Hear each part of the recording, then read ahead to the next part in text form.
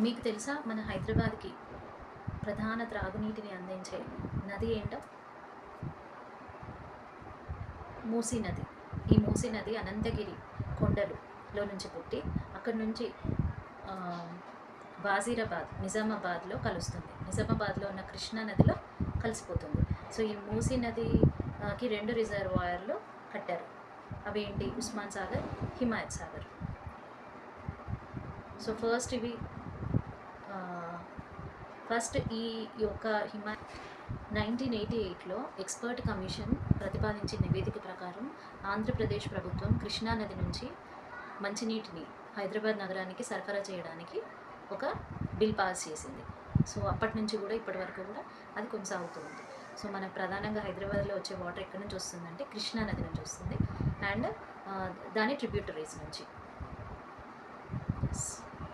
మూసీ నదిని ముచ్చుకుంద నది అని కూడా అంటారు. ఈ యొక్క మూసీ నది హైదరాబాద్ని 2 సిటీస్గా డివైడ్ చేస్తుంది. అది old city, new city. So ఇది హైదరాబాద్ మధ్యలో నుంచి పారుతుంది. సో ఇదే మనకి ప్రధాన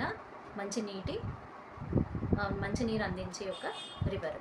సో మూసీ నది అనేది కృష్ణా నది యొక్క ట్రిబ్యూటరీ అనమాట. ఒక నదికి ట్రిబ్యూటరీస్ చాలా ఉంటాయి కదా. సో అదేవిధంగా మన మూసీ కూడా కృష్ణా నది యొక్క ట్రిబ్యూటరీ.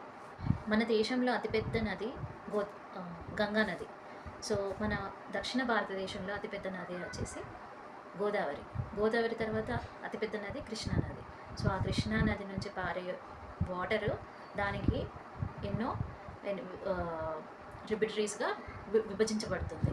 సో ఆ విభజించబడే వన్ ఆఫ్ ద ట్రిబ్యూటరీస్ వచ్చేసి మూసీ రివర్ అనమాట. ఈ మూసీ రివరే ఇప్పుడు మన గవర్నమెంట్ వాళ్ళు దాన్ని ఒక ప్రక్షాళన చేయాలని చెప్పి ఒక ప్రోగ్రామ్ చేశారు.